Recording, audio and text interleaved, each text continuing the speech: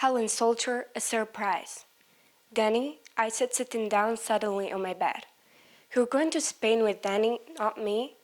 Yes, said Jess. But you don't even like her that much, I said, surprised. You said she was really boring and you wanted to put jelly in your ears instead of listening to her, and don't say bad things about Danny, said Jess. She's nice. Why was she suddenly being nice about Danny? Okay, I said slowly. I began to ask myself, do I really want Jess as my best friend? Maybe I needed a cat or something. Animals were much easier than people. Weren't they? They were always nice to you. They weren't strange when it came to stay, and they didn't invite you on holiday and then take a different cat at the last minute. Oh, come on, Violet, said Jess, suddenly annoyed. You left the country. It's been really hard for me too. With Jess, everything was always other people's fault. When she walked on your foot, you needed to say sorry to her. So yes, Jess gave my holiday place to Danny, but it was my fault because I went away. Why didn't you tell me why you were here? I asked. Then I said, oh, is that why you came? Jess went silent. I'm sorry, she said. There wasn't a good time to tell you. I was really angry, but I tried very hard not to shout. I told myself, you met Jess when you were both 8 years old. She's just difficult sometimes. I took a deep breath and said, so how's Danny? Is she still going to buy that hat? The same one that Lara bought?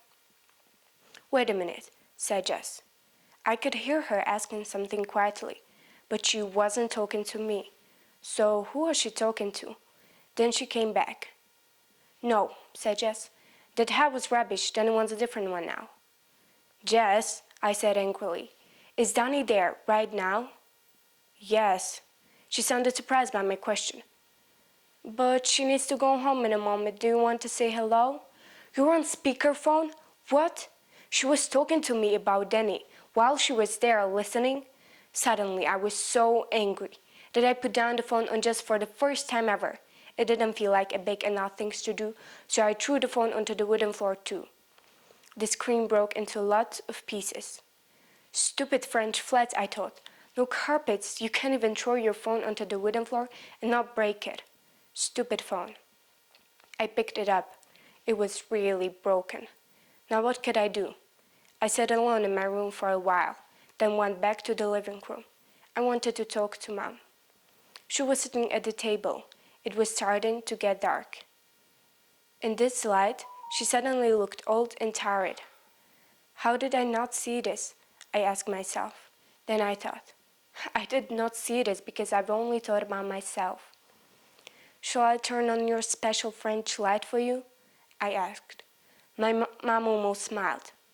I'm sorry about earlier, I said. I didn't mean what I said about Dad. It's okay, said Mom. You said your job in London was in trouble, but a job here is okay, right? Mom was quiet. Well, if you really want me to tell you everything, I do, I said. Then, no, it isn't going very well. Oh, I said slowly. Here was another thing I didn't see before. I thought of all the evenings when Mom wore her old clothes on a sofa, and she always looked tired because she wasn't sleeping well. What's wrong? I asked. I need ideas, said Mom. Ideas for some new makeup. It's not giving names to things. This time, I need to decide how the photos will look. I have to think of something new by tomorrow. They didn't like my first ideas. What were your first ideas? I asked.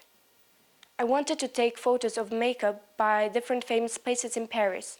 The Eiffel Tower, Sacré-Cœur, but I said it was too boring and it wasn't a new idea. Can I help? I said, like this was an American film and I could make everything okay by running through busy traffic going into her office and delighting a room full of business people with my great ideas. No, it's fine, said Mom. I'm tired, but I probably feel better in a minute. Perhaps I just need some chocolate. Mom looked really tired just then. She didn't look excited. I wasn't sure that even chocolate was the answer. Suddenly, Mom saw my broken phone.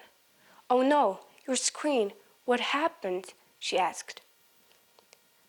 I looked down at the broken phone in my hand. My phone was once the most important thing I had. It was the only way I could talk to my old world. Now, the screen was in pieces. Strangely, I didn't care that much. Don't worry, I said. Shall I get you some chocolate from the cupboard? I asked. No, it's okay, Violet, said Mom. Go out for 5 minutes, have a walk. I try to think of new ideas. Are you sure? I asked. Yes, go, said Mom. Okay, I said. There's something I need to do.